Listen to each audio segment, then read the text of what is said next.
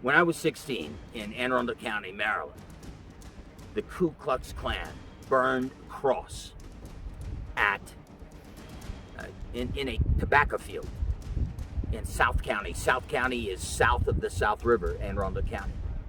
The KKK burned a cross in a tobacco field in Davidsonville, South County, 1976. I was 16 years old, and I can remember it like yesterday. I went into school on that Monday. It happened over the weekend. And I went into school that Monday, and my friends who were African Americans just had the saddest look in their eyes. You didn't have to ask them why they looked so damn sad that day. We knew why. The KKK had made its presence felt in our lives, on the ground that we walked, in our hometown, in our home county, in Maryland. And that was the beginning. That was the very beginning of my deep commitment to social justice. And it's a big highfalutin phrase in a way, social justice. It just means doing the right thing. You must stand for justice in the world. The Chinese have a beautiful proverb. The man who does not stand for justice will fall for anything. And that's the damn truth. That's an incredible Chinese proverb. And it's so very true. They also have another proverb on justice, which applies to our lives and our time, especially in light of the very recent and tragic hate crimes, and they are hate crimes, perpetrated by the rat punk in Atlanta who murdered in cold blood all those folks at the massage parlor, and who targeted, the rat punk targeted Asian Americans. And here's the Chinese proverb, and it is this: the man who has justice in his heart and in his life never has to look over his shoulder. But the man who walks without justice is a man with a shadow on him all his life. And so that's where my commitment to social justice began. When I worked with the refugees, it deepened, of course, because I was helping Central American refugees who had nowhere else to turn. And this is something that people really need to understand about refugees in any time. Their backs are against the wall. They have nowhere to go. The fact that the United States has been a refuge, a shelter from the storm for refugees from many countries is a wonderful and righteous fact about our country, about the United States. What inspired me to write East River point blank is the fact that New York City and international ports around the world and the Suez Canal and the Panama Canal are wide open for floating suicide bombs. Yes, I am the only counter-terrorist in the world, in or out of any government, who has nailed the threat, real world threat right now, of suicide bomb container ships, suicide bomb freighters, and suicide bomb fishing boats attacking international port cities around the world. This is a real world threat that Trump is responsible for, looking at the fact that Mosimbo de Praia in East Africa is an international port that is held, it is owned by the Islamic State. Trump let that happen. East River comes from 40 years of counterterrorism. Now, I was not in the field all those 40 years. I was sometimes doing other things. I was in graduate school. Even in graduate school, I was a Ronin. People didn't know it. 96 to 99 when I got my master's in literature. But Counterterrorism comes down to this. You either solve the problem or people die. That's all counterterrorism is. It's not reactive in that it's not, let's wait to respond. It's not, okay, well, maybe the terrorists will attack us or maybe they won't. No. The jihadis know what they want. And right now, because of Trump's colossal failure in counterterrorism, Trump's legacy against the jihadis, against jihadi transnational terrorist groups like Al-Qaeda and Islamic State, is this. Trump is the American president who allowed the Islamic State to control and own an international port, Mocimboa de Praia, in northern Mozambique, East Africa. And to the eternal shame of the American media and the international media is refusing to put a spotlight on the fact that Islamic State owns Mocimboa de Praia and that Islamic State can and at some point will load up a container ship with explosives and send it to attack and destroy parts of New York City, the Port of New York City, the Brooklyn Bridge, and also because the Islamic State owns an international port, this is real. Since August 25th, 2020, the Islamic State has owned the international port of Mocimboa de Praia in Mozambique, East Africa. That is striking range of the Suez Canal. That is striking range of Cape Town. And yes, they can send a suicide bomb container ship across the Indian Ocean and hit Sydney, Australia. And they can do that because CIA surveillance and all international surveillance and counter-surveillance against terrorists, including satellites, cannot see inside a steel container on a container ship. And you cannot see inside that ship either. And if you have no human intelligence, if you have no sources in Mocimboa de Praia, which I guarantee the CIA has no sources there because the CIA let the Islamic State seize Mocimboa de Praia. That international port was seized on August 25th, 2020. And not a move has been made against the Islamic State. The West, the idiocy of the West, the idiocy of the United States, number one, letting the Islamic State seize and own an international port is beyond the pale. And what's happening, meanwhile, in the United States? The American media is willfully ignoring the fact that a jihadi transnational terrorist group, the Islamic State, they are only the same people that seized and controlled a very large part of Iraq quite recently. They are only the same people, Islamic State are only the same people who have carried out extensive terrorist assaults in North Africa. Islamic State has a strategy. Own ports in Africa and then use those ports as bases, as launch pads to send out suicide bomb container ships, suicide bomb freighters, and suicide bomb fishing boats against targets. What are those targets? New York City, London, Paris. Yes, you can attack Paris on the River Seine with fishing boats and tugboats. Calais, one of the biggest ports in Europe.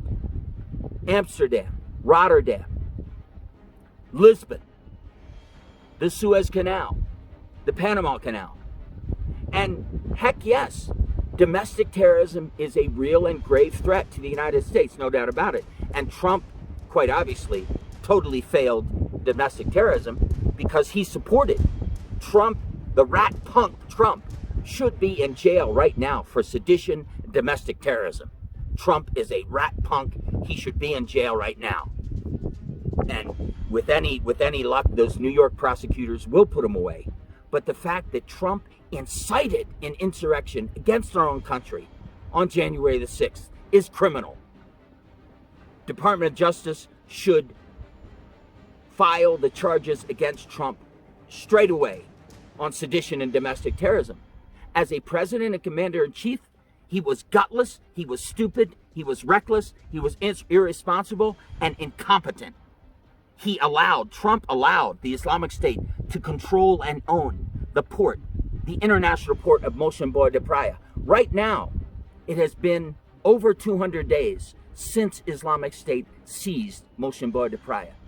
And I say straight away, liberate Mocimboa de Praia. And that means President Biden is going to have to order Delta Force, SEAL Team 6, other special operations assets, and especially I would send the entire U.S. Army Rangers, the entire regiment, cancel all missions for the U.S. Army Rangers over the next month, and send the Rangers to Mocimboa de Praia, liberate Mocimboa de Praia, and very importantly, stop the beheading of African farmers in Mocimboa de Praia and northern Mozambique who have been beheaded.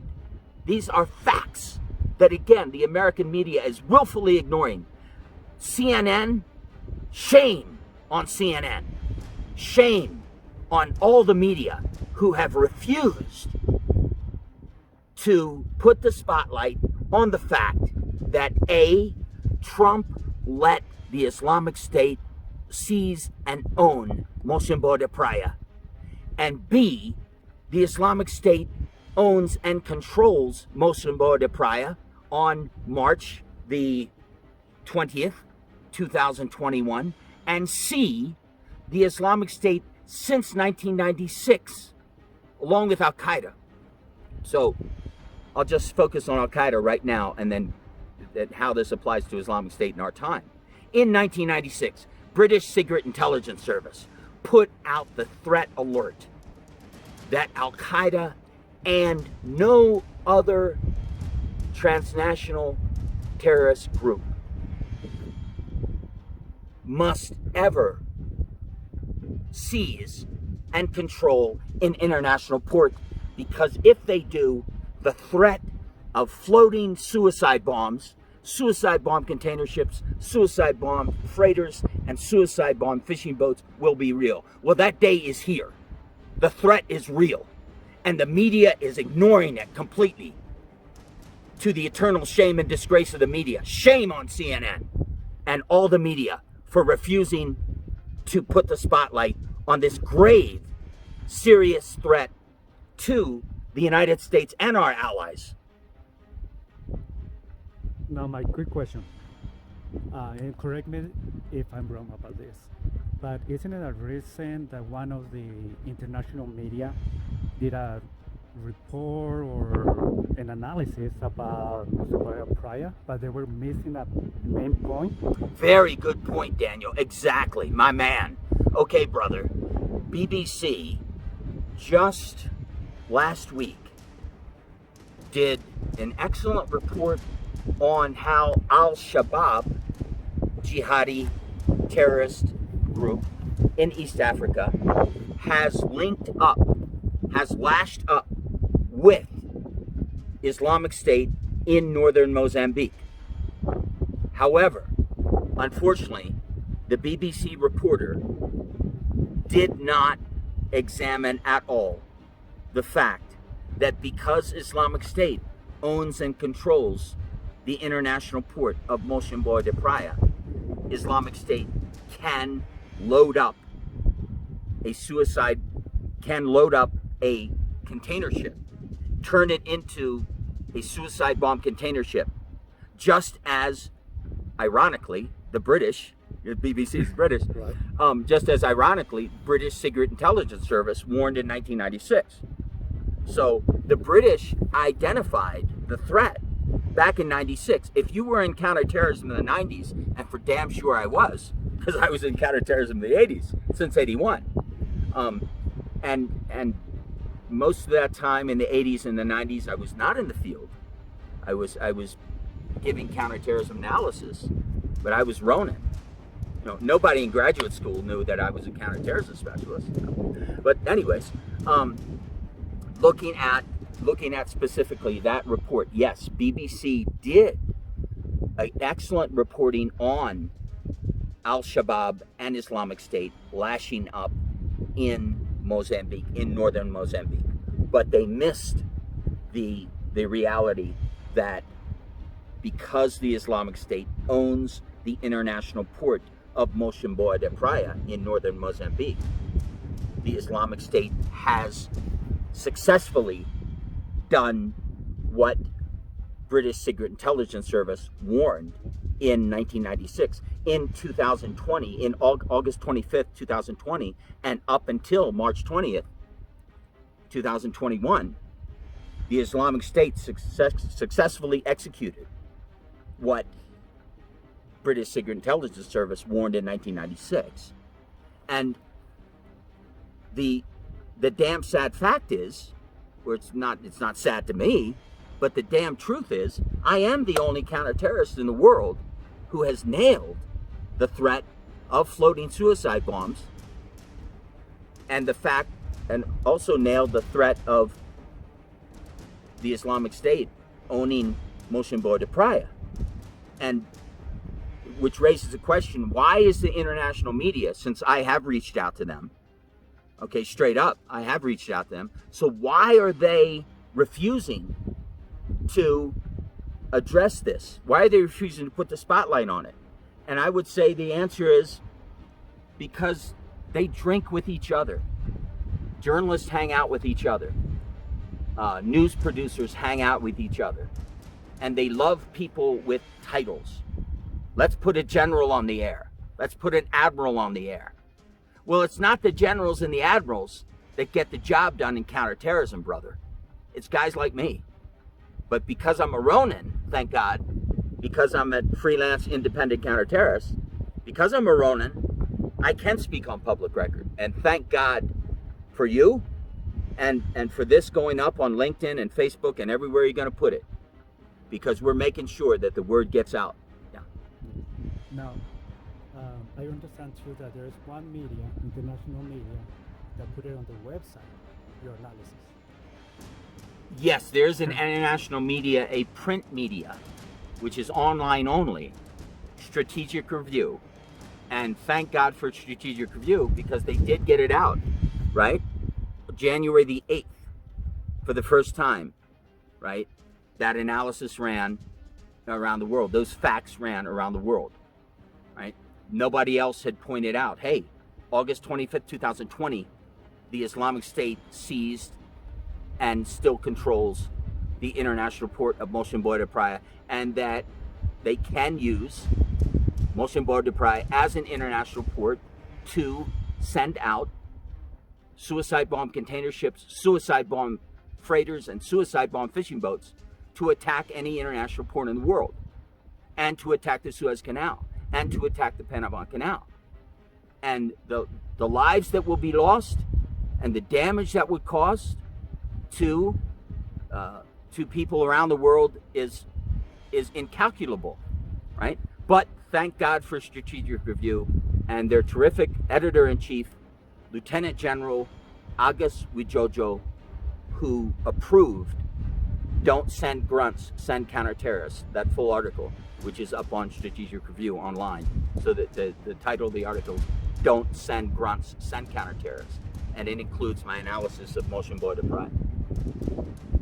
So basically, the way that I see it, it is that you're trying to prevent like another 9/11.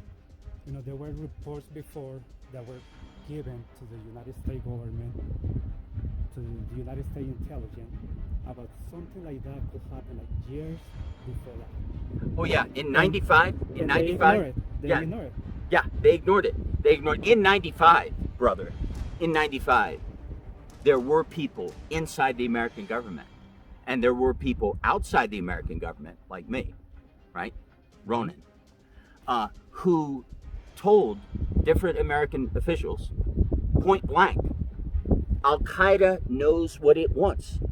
They are going to attack the World Trade Center with jet passenger planes, because Al-Qaeda's operation in 95, Operation Bohinka, was the preliminary. It didn't happen only because a Filipino woman in Manila, right? A Filipino woman in Manila, where many of the planes were supposed to fly from, Operation Bohinka. Okay, a Filipino woman in Manila, who was in an apartment building, noticed that a tenant in that building near her, a few doors down, she noticed that this guy was staying inside his apartment all the time, right? And he wasn't hanging out. He wasn't buying any girls' drinks. He wasn't having coffee with his little darling in the cafe downstairs.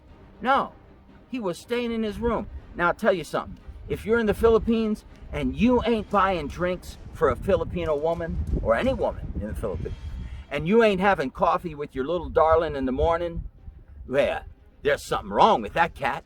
So she alerted the police. I said, what, this is really strange. The police checked this cat out. He was a bomb maker for Al-Qaeda. Wow. And he was making the majority of the bombs for Operation Bohinka that would have gone in the suitcases on those jet passenger planes that would have attacked Vancouver, Seattle, San Francisco, Los Angeles. Right? He was, Al-Qaeda's plan, their first plan, Operation Bohinka, was to attack with 17 jet passenger planes the west coast of Canada and the Pacific coast of Canada, Pacific coast of the United States, all major cities, right? So Operation Bohinka, any counter-terrorist inside the American government, and also people like me, that really got our radar up, as the phrase goes. And yes, I went to different folks. Some of them retired 2-star admirals. And I laid out my strategy. And I said, this is why Al-Qaeda is the #1 national security threat to the United States.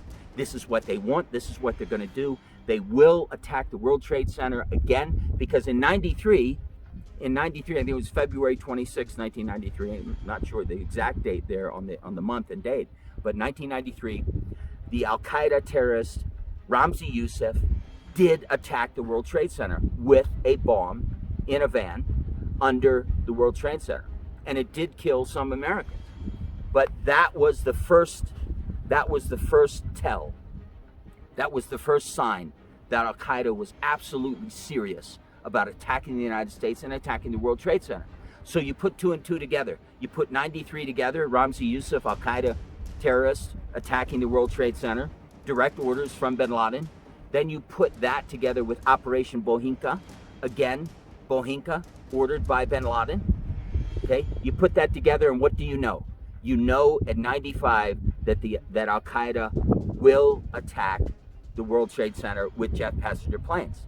Now here's the juice on the Americans handling counterterrorism then and handling counterterrorism now. And this is the tragedy for the United States. The people who are in charge of counterterrorism in the United States have never been on an actual counterterrorism operation. They have never taken down jihadis. They have never seized jihadi financiers' bank accounts and killed the jihadi financiers. I've done both of those things. I know how to do that. I know how to get the job done. I simply know what works in counterterrorism. And I'm not the only one that knows that. But does the American government listen to, and more to the point, does the American government go to James Bonds for strategy? No, they don't. That's why the Americans keep failing in counterterrorism. And that, point blank, is also why Moshamboy de Praia is owned by the Islamic State. In counterterrorism, 90% human intelligence, 10% technical intelligence is absolutely vital to long-term and short-term victory in counterterrorism. And like I said before, in counterterrorism, you solve the problem or people die. And in some cases, as in September 11th, thousands of people die. You have to be 10 steps ahead of your enemy. To be 10 steps ahead of your enemy, you need sources, human sources, fishermen, taxi drivers, busboys, waitresses, bank tellers, janitors, and so on. Those are the folks that are vital to victory in counterterrorism. You You want to know how to take down a jihadi financier. You want to know how to get at Islamic State before they have the opportunity to seize a building or an entire international port city. You have to be 10 steps ahead of your enemy. To do that, you have to know how to do that. It ain't rocket science. The United States keeps going to bricklayers for strategy on how to build a racing yacht. The United States keeps going to bricklayers and saying to these bricklayers, build me a racing yacht. Generals and admirals in counterterrorism, anyone in counterterrorism who does not have first-hand experience, clandestine, not in uniform, clandestine, at taking down jihadis and taking down terrorists. That's a bricklayer. The billions of dollars that are being wasted on counterterrorism by the Americans is the Americans keep going to money and technology and uniforms. You're a general, you're an admiral, give me $1 billion and tell me how to solve the problem with the Islamic State in Africa. No! James Bond, how are you going to get Islamic State out of Mochambeau de Praia? Here's what he's going to tell you. At this point, you're going to have to raid. You're going to have to blockade from the sea, and you're going to have to raid. And talking about Mochambeau de Praia, I have to give my solution, which is this. You absolutely have to liberate Mochambeau de Praia. It's not maybe, it's a gray area, it's not random, it's not let's wait another year. It's already been nearly 7 months.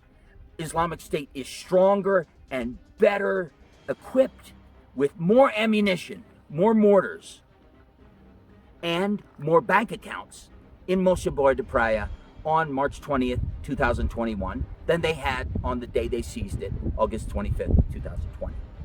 So at this point, you've got a blockade from the sea.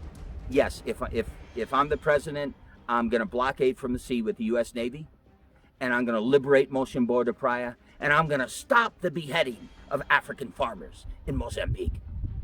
And then I'm going to use Mochambeau de Praia as my base after I take it down, after I kill every jihadi terrorist, every Islamic State terrorist, dead, shoot to kill at all times. Take them down. Liberate Mochambeau de Praia. Then use Mochambeau de Praia as the base, as an American base and coalition base to liberate East Africa from Islamic State and Al-Shabaab. That's how you get it done at this point. But stopping them from doing that in the first place, stopping another September 11th, comes down to human intelligence and to completely revamping, radically reforming American counterterrorism so that 90% of American intelligence is human intelligence and 10% is technical intelligence, satellites, photo surveillance, etc. Unfortunately, the Americans have not learned from September 11th and why they failed on September 11th in the first place, which is that the Americans, one of the reasons, huge reason, is also that the Americans were using Cold War intelligence methods on September 11th and throughout the 1990s, which is 90% technical intelligence, 10% human intelligence. The Americans have American intelligence services, especially the CIA. The CIA has the worst human intelligence in the world. That was true on September 11th. That was true in the 1990s. It's still true on March 20th, 2021.